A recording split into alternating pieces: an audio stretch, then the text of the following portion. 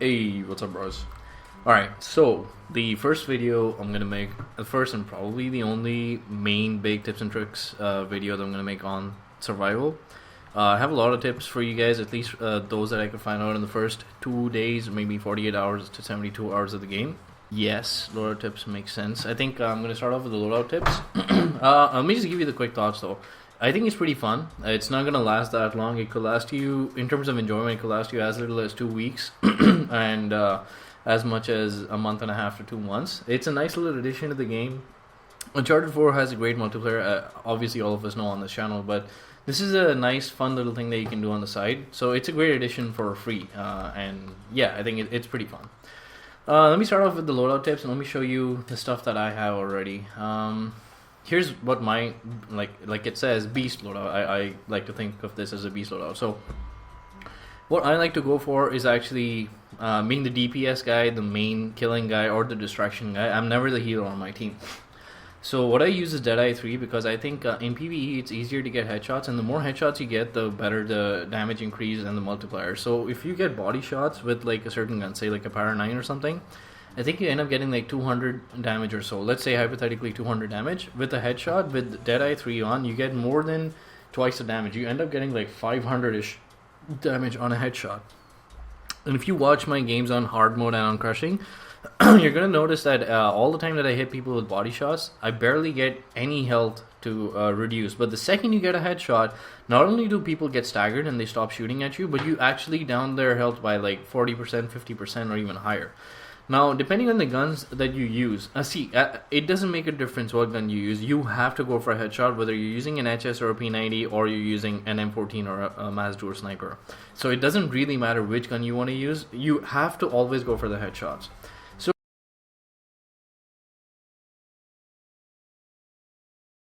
need you guys to stick around and keep this area clear for a bit. Go on the road, is it? well, that was wrong.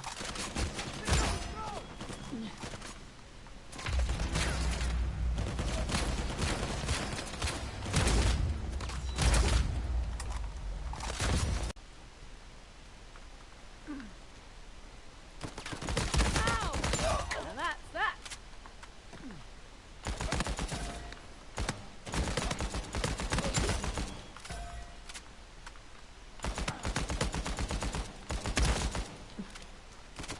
Pick that one up.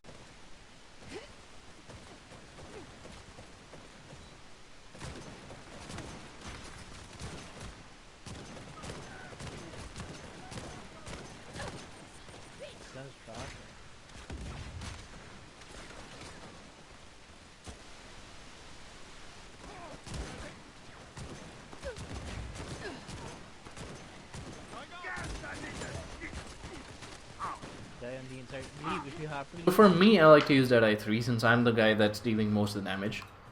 I do like to use Hardened 2, and most of you guys know that I have never touched Hardened 2 in PvP. And the reason for that is my aim is set in PvP. I don't even want to mess with it at all in PvP to even experiment with Hardened 2. But when I came into PvE, or when I tried to play survival for the first time, I noticed that my aim was going all off. Like, these guys were staggering me so bad, and that was at moderate difficulty. So the higher you keep getting, if you keep going up to hard mode and to crushing mode and stuff, your flinch is going to keep on increasing like a motherfucker. So you are going to need Hardened 2. Just try it out. If you think you can make do without it, that's amazing. You have 3 extra points to play around with. But if not, then just try Hardened 2 for like one run, and then just see how much of a difference it makes. Enhanced Radar 2. This thing is amazing in PvE. If you look at it, 1 does nothing. Increased radar range is absolutely useless. But if you look at number 2, enemies show up all the time on the radar. Now, you might think that this is absolutely God mode, and it is. But only one of all of you 3 teammates should be having Enhanced Radar. There's no point for all 3 of you guys to be having Enhanced Radar. As long as one of you guys has this and just keeps calling out on the mic, if you look at my games, the recent games on my streams, you don't have to watch my entire streams. Just keep fast forwarding until you get to the parts that you want to watch. But if you watch like Siege or anything on Enhanced Radar, I tell them that, there's 4 guys in front of me, so everyone help look in front, and there's 1 guy behind me, so I call out, X, Y, Z, just look at that 1 person behind me. So that's what I do with Enhanced Radar. Only 1 person on the team needs to be having Enhanced Radar to make it as useful as it is. Now I'm using SpeedyG myself. This actually makes a ridiculous difference in terms of speed. How effective it is in the long term in terms of like crushing and or even hard mode, I don't really know because I didn't really unlock SpeedyG, and I didn't even use it that much in my entire hard run. In crushing, I did use it a little bit, but I think I used this more during my farming, and it made farming much easier for me. So I really don't know how much better SpeedyG is going to be. I'm going to have to check that out. Quick Healer 1, because it's one loadout point and you get a health regen of 10%. Health regen is a bitch in this game. I, at this point, still do not know if health regen at 10% is a good enough reason to use this for one loadout point or not. If it isn't, here are the different things that I could use. Now, at first I was using Gearmaster, but okay, let me actually just start off on the first one. So we've gone through SpeedyG. Prize Fighter, I would say this is pretty useless, except for maybe one or two things where you think this might be really useful. This is going to be really situational. So this is something, in Prize Fighter at level 3 obviously, is going to be something that if you think that this is where, you know, all you have to do is punch people, then you would probably have one loadout set for that map where you have Prize Fighter 3 on. But I don't really think Prize Fighter is that useful at all. Gearmaster 1, I did start out with Gearmaster, but it really isn't that useful. Yeah, you can use one additional piece of gear, but it's not like it gives you an additional piece of gear. You have to buy it for 500. So you have to spend one loadout point permanently in your loadout points, and then you have to buy it for 500 or 600 points no matter what gear you're going to use. So for me, Gearmaster, no. Also, it says earn gear 20% faster. And it says gear throw it 25% further, and the KOs worth 100% more. They barely give you any cash, so 100% more really doesn't make a difference. Throwing gear further doesn't make a difference in PvE, and also 4 additional pieces of gear means you have to spend like $2,000 to get all that gear. And earning gear 20% faster is actually ridiculously slow. I don't really know the exact timing it takes to recharge a grenade, but it's much longer than it is in PvP. So it's going to be. So if it's like 3 minutes to recharge one grenade, then it's going to be 20% faster. It's not worth it. Down but not out. Once again, not worth it. Helping Hand. This is a game changer in my opinion. In my opinion, when we play in a team and we finished hard mode and our attempts on crushing even, so I would like to have at least one person. Now, since I am, as you can see, my loadout, it's a complete DPS loadout, so I am not going to be using Reviver on. Where the fuck? Oh, there it is. So one person on the team at minimum has to be using Helping Hand 3 because it revives an enemy back to 100% health, and you can keep moving faster, and obviously you revive them much faster. There have been games, if you look at my first hard mode completion, I was playing with Ali Invader and Tactician, and Ali Invader got like 19 revives in one round, 25 revives in one round, like the ridiculous number of revives when he started using Helping Hand, and it was so useful. And it's even more useful in the rounds where you need to be revived. For example, Siege. Like, Siege is a real bitch. It's a real pain in the ass, and you want to be revived right there in Siege. Because if you die, someone's going to have to go to a box which is way outside the Siege, and it's a really long, fucked up process. So one of you guys has to be using Helping Hand 3. If not two of you. If two of you can use it, then that's perfect because you always have. As long as two people have Reviver, Helping Hand 3 on, everyone's going to be revived all the time. If one of you guys has Helping Hand 3 on, if that person dies, someone's going to have to figure out a way to revive him with the Chinamani Stone or some other way, or you have to die, safely. So Helping Hand 3, in my opinion, a must-have for at least one person. Otherwise, two, it would be amazing. Where do we go? Okay. Deadeye, as I said, is amazing. Long Gun, Rope Master, really nothing. Absolutely useless. I can't think of any reason to use it.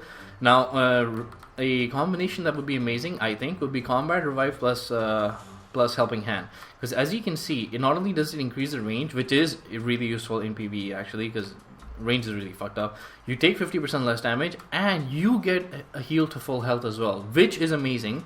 Because this used to exist back in Uncharted 3. Okay, there's two things that used to exist in Uncharted 3. I'll get back to the other one again. So this used to exist in Uncharted 3, which is why people would actually sacrifice themselves to save their teammates, because reviving them would give both of you guys 100% health. Like, there's no point in me trying to go and revive someone else if I die and he gets revived, and then we basically just keep repeating the same cycle again and again. So Helping Hand 3 plus Combat Revives, like 4 plus 7 points is 11 points. That's not bad at all. That's a really good loadout. It really is a really good loadout. Quick Healer. This used to exist in Uncharted 3, and this was the booster that everyone used to use. It used to be called Regeneration back then. And so at one point, 10% is 1 point, 2% and 20% is 6 loadout points. I don't really know how they came up with the 1 to 6 jump, and then they came up with the 6 to 10 jump. Everyone that I've been speaking to is saying the same thing. Like, this is a ridiculous amount jump, but I don't know what they're thinking about. But I don't know. I haven't used Quick Healer 3 yet, so I don't really know how good it is. I'm gonna try and use it in like a crushing run on one of the harder levels. But since I have 1 loadout point, I'm using it right now. Explosive Master, useless. Do not use that. Taunt of Asgard. Now this is really situational. This is really situational, and the reason. Why did they change this to like? Okay, so the Taunt of Asgard, as funny as it is, and you might think that it's a bit of a troll booster, I think it's actually really useful because during Siege, there's a couple of different maps, like Sunken Ruins, and the last one, New Devon, and maybe another one or so, but there's a few maps where you have a siege. Siege is the hardest part of the game, by the way, in survival co-op, because they don't die by the time they get to the siege, and then once they die inside the siege, they're going to slow you down, or they're going to get those El Dorado Spectres. So every time you have to survive an El Dorado Spectre, it makes more sense if you actually taunt, because then you get like 2 to 5 seconds of a shield, which is really useful, because those El Dorado Spectres from a boss, it's really funny, but they can 3-shot you, but it's not even like every shot does like 33 or 40% damage. The first shot does 20%, the second shot does 20%, so it's a cumulative of 40%, and the third one you suddenly die. You just randomly, boom, you're dead. Like, it does more than 70% health. So that's when I think Taunt of Asgard is going to be really useful. On the pirate map, what is that? Pirate Colony map, the final boss that you have to kill, the one with the Pac-80 machine gun, that guy just randomly throws El Dorados at you. And if in that fight, I feel that if you have a Taunt of Asgard, while he's spamming those Dorados at you, you don't really have to move away from him. Like, you will not be taking any damage, will you? You will just not be taking any damage, I don't think. So you just have to taunt there, absorb those specters, and just stay there and just fucking destroy him. And the same thing with Siege.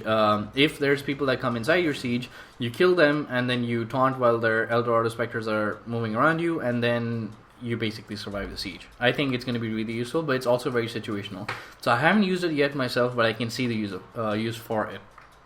Enhanced Radar, like I said, one of you guys on the team has to use this. I was using Gunslinger, like before Quick Healer 1, I was actually using Gunslinger. It's okay, it's not bad, but at the same time, I guess...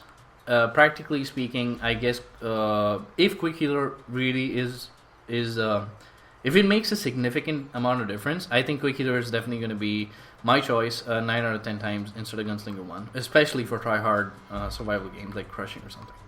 Harden, like I said, Harden is really useful. Oh my god, Lock and Load. If you look at my streams, I'm using Lock and Load too, and this thing just keeps adding bullets to your gun. And okay, now I'm finally reading it says maximum of 20 bullets. I did not know that.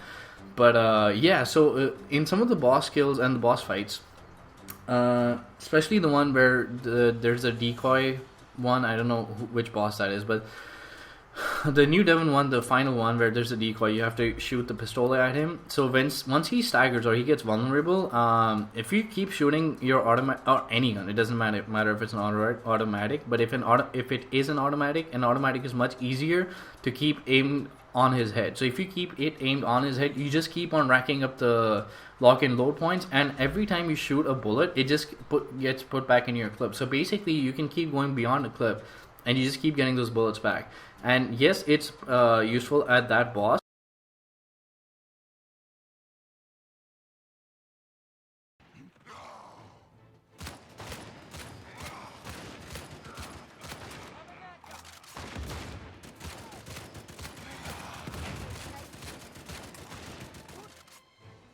Got him right here.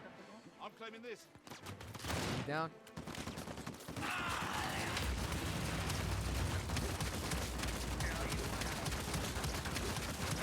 That's what's up! Oh, get wrecked!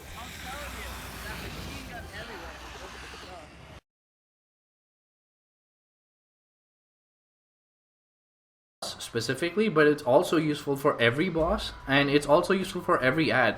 So like I said, you want to go for headshots in this game. In survival, you're going to notice that headshots just do way more damage than anything else. Like, it makes more sense to stop firing, aim at the head again, and then get the headshot instead of actually keeping on firing and get 3 body shots on one head or something like that. So it actually makes more sense to get 2 headshots in 3 seconds than to get like 5 body shots in 3 seconds. So you want to be using something like a lock and load. Like just try and use lock and load. I think it's amazing. I think you'll absolutely love it. So where's lock and load? That's done. Gifting, I did use gifting in the beginning. It's really not that useful. Gear recharges are a pain in the ass. This is not something that I would waste my time on. There's no point wasting 4 to 8 loadout points when you can just go and spend $500 to get a grenade. And grenades or even gear charges are really not that useful.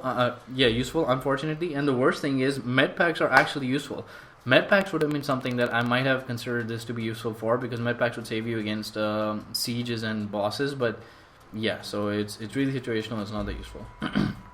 Undisturbed melee, not useful at all. Silent Assassin. Now, I thought that this would be very useful, because if you look, it says NPCs lose awareness for you for 4 seconds or even 2 seconds after you get a KO. And that's amazing, except attacking another NPC within this time will re-engage your awareness. So now, I even forgot about this. Cooldown of 10 seconds between uses. Like, what the fuck? Like, I'm not going to shoot one person and then leave my teammates to die for 4 seconds and do nothing. Like, as soon as I kill one of them, I'm going to kill the other one. So it completely negates itself. I don't understand the point of this, like how badly this booster has been designed. Like, or I just don't understand what the practical use of this is. Basically, if you kill someone, and if it's only going to give you like 2 seconds or 4 seconds of invulnerability, then what is the point if you cannot do anything with it? You know, I just don't get it. So instead of this, I would rather just use the Taunt of Asgard thing. It doesn't matter whether they're looking at you or not. You're just never going to take any damage. Weapon Expert, I was never using Weapon Expert, and the amount of times that I feel Weapon Expert is useful is so dramatically insignificant that it's not useful at all. So there's no point of Weapon Expert. So those are all the boosters that I just told you about. This is what my loadout right now looks like. Like I said, things that you can change in this one would probably be Helping Hand. Yeah, so Helping Hand, Combat. Let me just see if I can make a really good loadout. Helping Hand, Support 1. Helping Hand 3, Combat Revive 3. No, not Gear Master. What was the other one? Quick Healer is very temporary. Taunt of Asgard. Let's just say if we put Taunt of Asgard in. You know, if you want to be a Siege beast as well. Quick Healer, no. Enhanced Radar, no. Lock-in, low gifting, undisturbed, Silent Assassin. So as you can see, even right now, with like 6 points remaining, I have a fantastic loadout. I have an incredibly strong loadout right now for Siege or for boss kills. I can revive everyone around me. I will always get 100% health. I will always have a shield around me when I need to have a shield around me. Because as you can see, Taunt of Asgard does not need to have a recharge. Does it? Let me just check. Yeah, Taunt of Asgard does not need to have a recharge. You could save 1 loadout point, but I think for 1 loadout point, if you get 3 extra seconds, I would rather go for Taunt of Asgard 3. Yes, so I think this is an amazing loadout. Plus, for this other 6 points, you could literally put in anything you want. You could put in Speedy G, but I guess if you want to go for better stuff, I would say go for Deadeye. Deadeye, let's just say Deadeye 2. And then you have 2 more loadout points. Let me see what we can get for that. So here's another thing that you could do if you want to max out your loadout points the best. Then you could be having Enhanced Radar, and your teammate could remove Enhanced Radar and get something else. Or since you have one more, yes, you could take Harden 1, or Lock and Load 1 is really not as good as Lock and Load 2. So I think Lock and Load 1 would be the thing that you want to have. Yeah, so I think you could either get Enhanced Radar and have your teammate not take it, or you could go Harden 1, or you could go Lock and Load and you could just remove this or reduce this, and this might be another good loadout as well, I think. But anyways, 1, 2, and 3 up here is a good what is that, healer loadout. I'm just gonna rename it as Heal. Okay, alright, so that's enough time wasted on the loadout tips. Well, not wasted, but holy fuck, that's 17 minutes. Alright, so now, okay, 1 person, a Reviver 4, and perhaps Gear Revive, like I said, rest of the boosters, M14. Alright, so in terms of the loadouts, and I'm going to show you so I got level 50, I'll explain to you the XP farming. I have 1 gun, Metler M38 level 5. I'm sure a lot of people think that this is the gun I should be using all the time, but the Metler really, it's a pain in the ass to keep fucking trigger firing all the fucking time. It's just In PvP, I think it's easier because you have time off the game, you know, in between games, and it doesn't matter that much. But holy fuck, is it a pain in the ass in PvE or what? HS39 is okay. So yeah, so what am I trying to say? Yeah, I have the gun that I want. Where is it? The M14 Custom. This is the one that I'm using right now. I'm trying to look for a level 5 for this because I feel that this is the best gun in the game for me right now. It's really rewarding for headshots. You get a lot of clips in this gun. It's fast reloading. It's fast scoping in. It's fast everything. I think this is the best gun for me, and I think it might be the best gun for a lot of you guys out there that want to get the headshots. And this is really amazing. And it does benefit from lock and load, but you can actually play without lock and load as well and do really well with it as well. But yes, it does benefit a lot with lock and load. But so do most of the other guns. I'm not even kidding when I say this. Like if you run an HS39, which is a decently high damaging automatic rifle, or you run the AK or the Metler or anything else, really, actually anything else, and you run lock and load with it, you're always going to have a full clip. You're really always going to have a full clip. It never goes down. Yeah, that's the guns. Guns aren't locked to be upgraded. Now, this was actually something that I meant for the gun farming. What I mean by that is, if you have, so if I don't have any guns upgraded to anything, but I get the first gun, say I got an AK at level 2. Now, if I go and I farm on moderate difficulty for a level 3, it doesn't mean that I'm going to get the AK at level 3. It doesn't mean that this is the only gun that is going to get upgraded, because this is the only gun upgrade that I've unlocked. So if I play at level 3, 4, 5 or anything, I could literally get any of these guns at the next level. Like I could actually get the P90 at level 2 while playing at crushing difficulty. So is that bad? Yes, it is. It's a waste of time, but it is an RNG aspect of the game, and I don't agree with it. It's not the best thing, but that's the way that the game has been designed. So do not waste your time thinking, oh, the AK is my favorite gun. I got it at level 2. Now I need to go to a higher level, and since I only have the AK unlocked in terms of upgrades, I think that's what's going to keep getting upgraded. That's not going to happen. You're going to get random guns. Okay, in terms of XP farm, I'm going to get to that in just a second.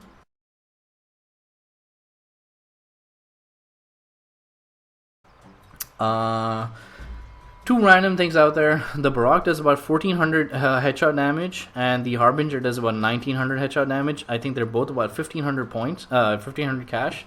Also, so is the Stoner, 1500 cash, but that is 150 bullets, no reload, really fast rate of fire, and it does 350-ish damage. So you need to, try and figure out. So let's say Harbinger does 2000 damage for 6 bullets for 1500 points, 1500 cash. So 2006 is about 18,000 damage. So that's about 20,000. It's not that high. 18,000 damage is not that high. Now you have to take 1500 points for 150 bullets of the Stoner. It does 350 damage. So you need to imagine 150 into 350. How much is that? That is a fuck ton. That is about 350,000 plus 50% more, about 475,000 or something, or about 500,000, something of that sort.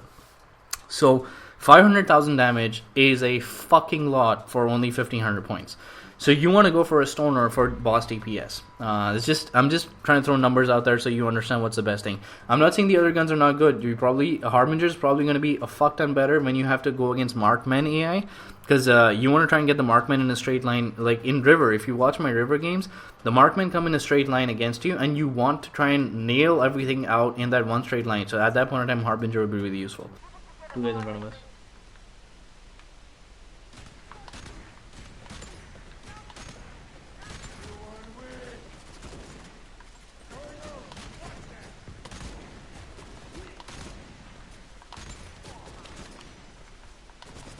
That's easy.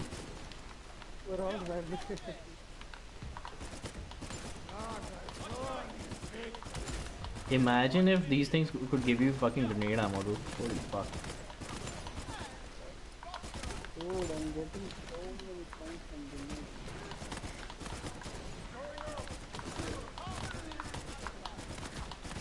Behind us, I can hear a hunter.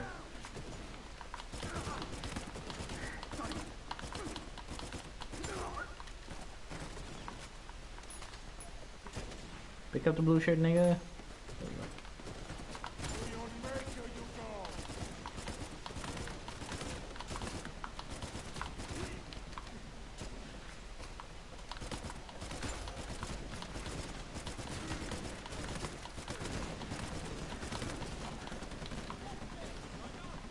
fat bastard. Yeah, look at this guy.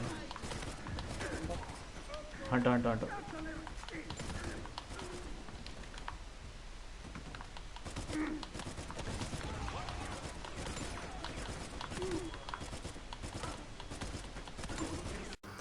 Headshots are too strong. Already told you guys that. Now I am already at level. Where am I? So I am already at level 50. How did I get to level 50?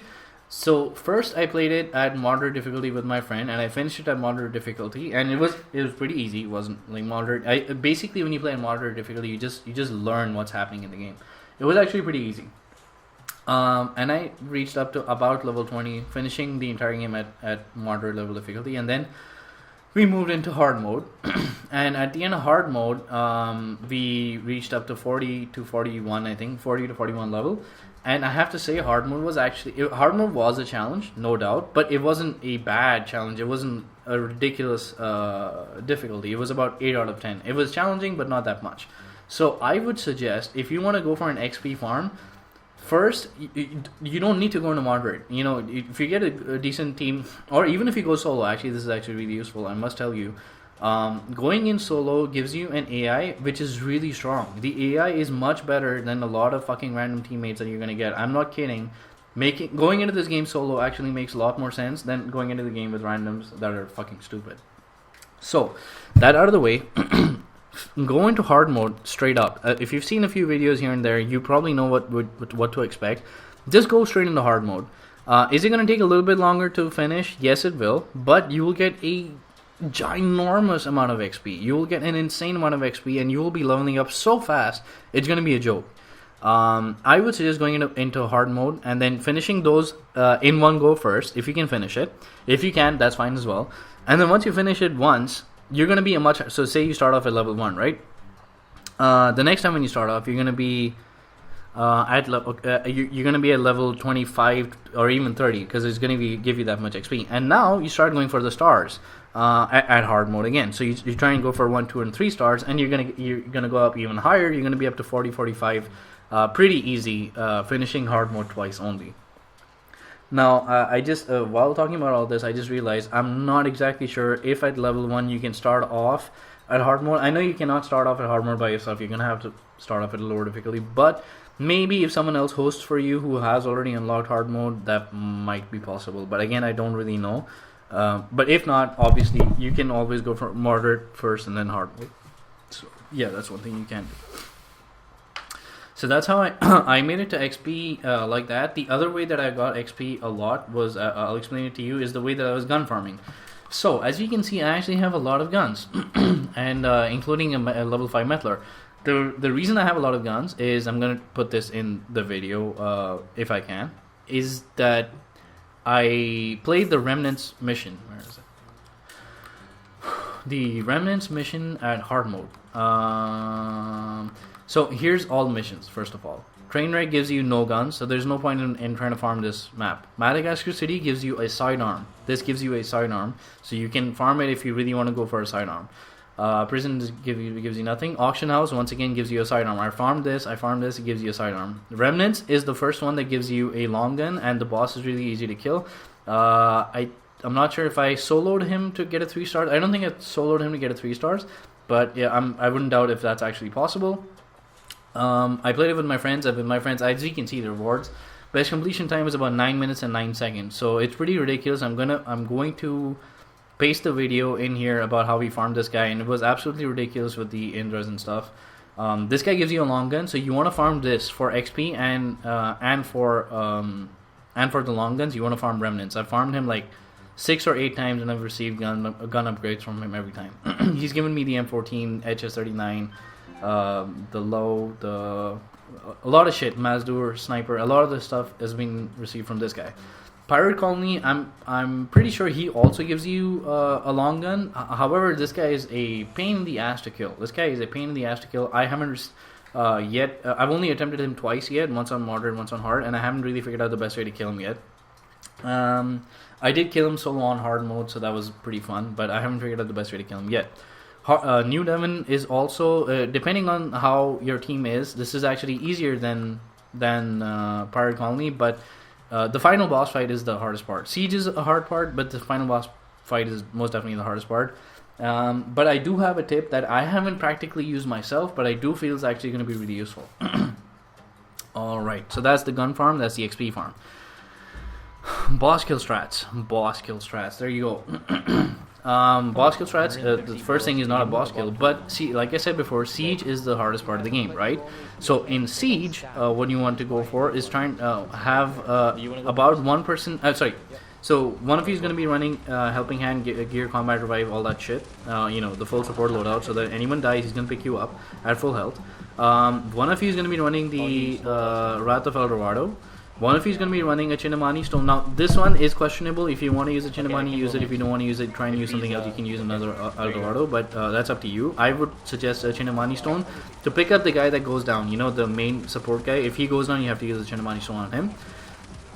And one of you is going to obviously have to use the Wrath of El Dorado, and like we're so close. yeah, that's pretty much it. And the Shield of Asgard. Oh yeah, sorry, I think I forgot the main one. The Shield of Asgard. One of you is going to have to use the Mysticles. I'll just show it to you guys. Wrath of El Dorado. One of you has to use this. Maybe one of you uses this, and one of you has to use this. You know, you have to separate this out and who uses what. Because all of these things are going to help you stay inside the area and clear it up when there's like a fuck ton of enemies out there. So make sure to use your money on the proper mysticals, and also make sure to use your money on the proper heavy weapons like a condor or a shotgun, maybe a stoner, something that does a lot of damage on the big armored guys is something that you want to go for. Almost cool. So that's my tip for Siege. Use Lavender. I got Yes. So there's that the new Devon boss, and I'm not sure which other map he comes on. I don't know which other map is it. So the new Devon boss, you know, the one that teleports everywhere, and the auction house one. So the boss at the end of this one, I don't know his name. He's gonna pick you up, the flintlock pistol, teleport you to another place. Now once he teleports you to the other place, you can do a lot of damage to him by yourself. Here's something that I haven't used yet, but I think is gonna be really useful. Where the fuck? The mystical, the Path of Indra. I haven't used this myself, but I feel if he teleports you to another place and he can use the Path of Indra to get there immediately, you guys could just fucking go ham on that guy and absolutely annihilate him. And every time he does that, every time you guys use the Path of Indra, you know, just go and recharge it from the boss. It's only like $500. You could take a cheaper mystical or team cheaper mysticals at the end of this one so that you guys can all benefit. I think this should actually really work. This is the boss that has currently given us the hardest time, and it has been the biggest pain in the ass, but that said, I haven't even actually tried to figure out the best way to kill him yet. Okay, so that should be the one for the flintlock pistol guy. The other tips for the flintlock pistol guy, I would suggest would be, if the AI is really being a pain in the ass, then try and kill the big pack 80 guys or the big shotgun guys. Those guys actually wreck you. So kill those guys, and then get the flintlock pistol guy, and then get this guy. Or if you do get teleported, obviously use the Path of Indra, and everyone start using your stoners on his head as soon as you guys teleport. For the boss at the Remnants, the one that you're going to gun farm, and I'm going to paste this video for you guys. The boss at the Remnants, we use the Indras, and then we use stoners. So all three of us use Indras, all three of us use stoners. You just throw the Indra at him, he slows down. You stand in front of his face, and you just unload the entire stoner clip on him. As you're going to see, in one Indra, I think he goes down by like 50% health. So the first one is always the cleanest one, so you get the maximum damage on that one. Nice. The second one, you get a little bit less damage because it's a little unclean. There's a lot of ads there. And then the third one, he always dies, but you sometimes don't even need to use the third one. So that's the best bet for the Remnants boss, Indras and stoners. And then for the stagger boss, or the one that staggers to explosives, the one that you're going to see on like Madagascar City, where's that? This one. The one that you're going to see on Madagascar City, I think every one of you is probably going to benefit the best by taking hammers. Like, or one of you just take hammers and like take 8 of them, or basically have like 12 rounds of hammers. So you know, either one person have 12 rounds of hammers, or you split 12 rounds of hammers across 2 of you guys, and then 1 of you or 2 of you have stoners, and basically use stoners and or lock and load and just absolutely annihilate that guy. You don't need to look at the rest of the teammates or the rest of the AI or anything. If you get overrun by AIs, you could possibly use the Wrath of El Dorado just to clear stuff out next to you, but you don't really need to do that. You could use Indra's Eternity to slow him down as well, but it's really easy. Just count out 3, 2, 1. I'm going to stun him now, stun him, and everyone just absolutely wreck his face.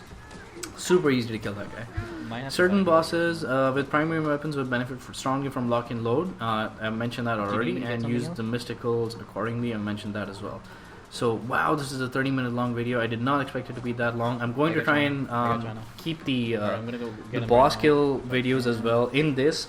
You know, put it into one corner or the other. I'm sorry it took that long. I honestly wanted to try and get like a 7-minute video out, but there's so much stuff to talk about. Again in 3, 2, 1, so yeah, that's pretty much it. I don't think that I'm missing out on anything else.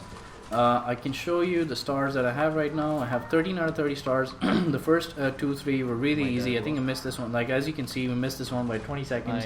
That too because we made a stupid mistake. I don't think crushing at 30 stars is going to be that hard. Right now, obviously, only a few people have it because a lot of people haven't actually tried to go in, you know, fucking balls out and try and get it. So I think as soon as people try and figure out strategies to get it, I'm sure I'm gonna get 30 stars, and I'll get back to you guys when I do. This is super fun to play, and I think you should experience it. You're probably not going to have as much fun when you play it solo, but if you have friends, don't even worry about the stars, don't worry about unlocking skins, don't worry about unlocking anything, just have fun. It's an amazing game, it's an amazing addition. I think you're all going to enjoy it, so I hope you guys have fun. If I missed anything out, please let me know, and yeah, I'm going to try and stream the rest of the runs as well. So I hope you guys enjoy. Thank you so much for watching, and I'll see you guys next time.